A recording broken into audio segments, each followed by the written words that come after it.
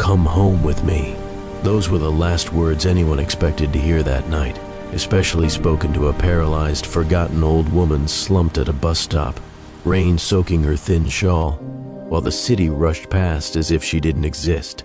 But those words would quietly change two broken lives forever. The bus stop smelled of wet concrete and exhaust. Cars hissed by, splashing muddy water near the curb. People stood nearby, checking phones, complaining about delays, pulling their coats tighter, but no one looked at her.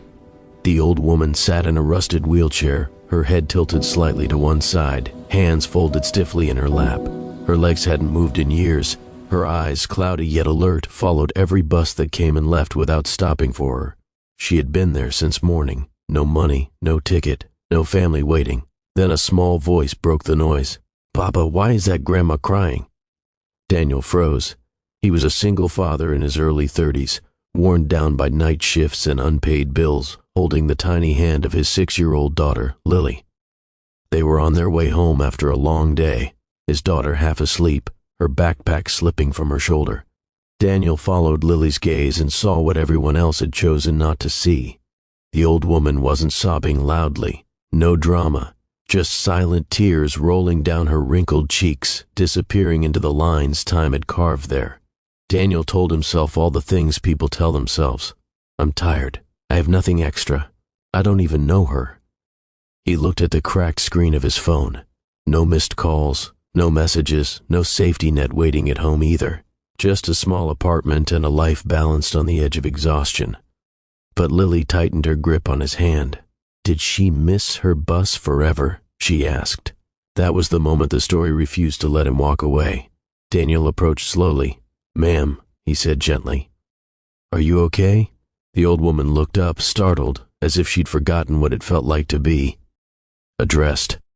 Her voice trembled. "I was trying to go to the shelter. They said I could stay tonight, but the bus driver said my wheelchair takes too much space. The next bus never came."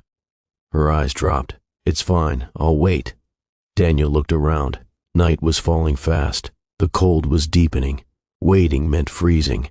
He glanced at Lily, then back at the woman. His heart pounded with a decision he hadn't planned to make. "Come home with me," he said quietly. The woman stared at him, unsure if she'd heard correctly. "Son, I don't want trouble."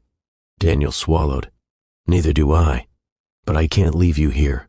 That night getting her home was harder than any shift Daniel had ever worked. The elevator in his building was broken. The stairs were narrow.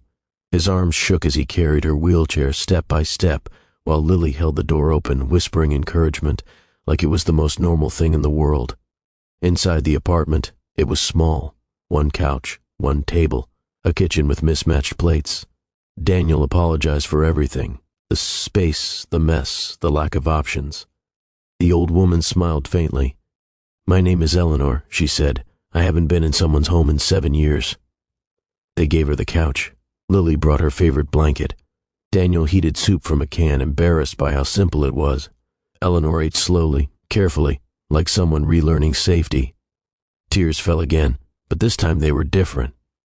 "I used to have a house," she said softly, "a husband, a garden, then an accident, then hospitals, then nothing." Daniel listened, saying little. He knew loss. His wife had died 3 years earlier, leaving him to learn grief and parenting at the same time. Different pain, same silence. That night, Lily refused to sleep until she said goodnight to Eleanor. "You can stay as long as you want," she said, serious as a promise. Eleanor closed her eyes and whispered, "Thank you for seeing me." Just when it felt like the story had found its warmth, life tested it. Again, morning brought reality crashing in. Daniel was late for work. His boss wasn't kind about it. The landlord called about overdue rent. Eleanor overheard everything, her face tightening with guilt. "I should go," she said. "I don't want to be another burden." Daniel snapped without meaning to. "You're not a burden." Then he paused, softer. "You're a person." But problems didn't vanish with kindness. Eleanor needed medication. The couch wasn't accessible. Daniel couldn't leave her alone while he worked. Neighbors complained. Systems moved slow. Help required forms, interviews, waiting lists. One night, Eleanor tried to wheel herself out while Daniel was asleep. Lily woke him, panicked. "I don't belong here," Eleanor cried when he stopped her. "I ruin things. I always have." Daniel knelt in front of her, his voice cracked. "My life was already broken. You didn't ruin it. You walked into it." The next weeks were a blur of exhaustion and small victories. Lily's teacher helped connect them to a local charity. A community nurse started visiting. A social worker pushed their case forward after hearing how Eleanor had been found. Then something unexpected happened. A man from the city council came to assess Eleanor's situation. He recognized her last name. "Your husband," he said slowly, "was a carpenter who volunteered for housing projects, right?" Eleanor nodded, confused. "He built half the accessibility ramps in this district. For free." Files were reopened, records found, a small pension restored, housing approval fast-tracked. The day Eleanor moved into an accessible apartment nearby, she cried harder than she had at the bus stop. But this time, Daniel and Lily were holding her hands. "You didn't save me," Eleanor told Daniel. "You reminded the world I existed." Months later, Lily still visited every weekend. Eleanor taught her stories, patience, and how to grow herbs in tiny pots. Daniel found himself smiling again, really smiling, for the first time in years.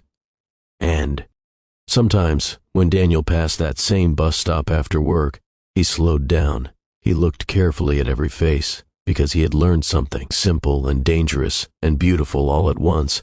Sometimes the smallest sentence, "Come home with me," is strong enough to pull someone back from disappearing.